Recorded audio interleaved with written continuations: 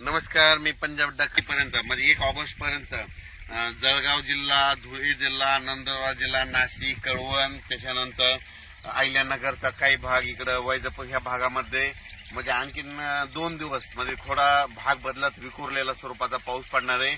म्हणून उत्तर महाराष्ट्रातल्या शेतकऱ्यांनी हा अंदाज लक्षात खास करून म्हणजे आज 30 जुलैपासून ते 1 ऑगस्ट पर्यंत नंदुरबार, धुळे, कळवण, नाशिक, सटाणा, नंदुरबार, त्याच्यानंतर आपलं अहिल्यानगरचा काही भाग इकडला म्हणजे उत्तरेकडला, त्याच्यानंतर बुलढाणा जिल्हा, अकोला, परतवाडा ह्या पट्ट्यामध्ये एमपी बॉर्डरचा म्हणजे अमरावती ह्या पट्ट्यामध्ये आणखीन 2 दिवस मध्ये थोडं पावसाचं वातावरण राहणार आहे.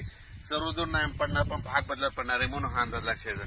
पण राज्यात सांगायचं झालं तर पूर्व विदर्भ आणि पश्चिम विदर्भ, त्याच्यानंतर आपण काय करू, मराठवाड्यामध्ये परभणी जिल्हा, हिंगोली जिल्हा, लातूर जिल्हा, नांदेड जिल्हा, वाशिम, त्याच्यानंतर बीड जिल्हा, धाराशिव जिल्हा, सोलापूर जिल्हा या भागामध्ये आणखीन आजच्या दिवस थोडं वातावरण राहणार आहे. मात्र 1 तारखेला मात्र मराठवाड्यात ठिकठिकाणी असं चांगलं 1 ऑगस्टला सूर्यदर्शन घडणार आहे म्हणून हा अंदाज लक्षात घ्यायचा.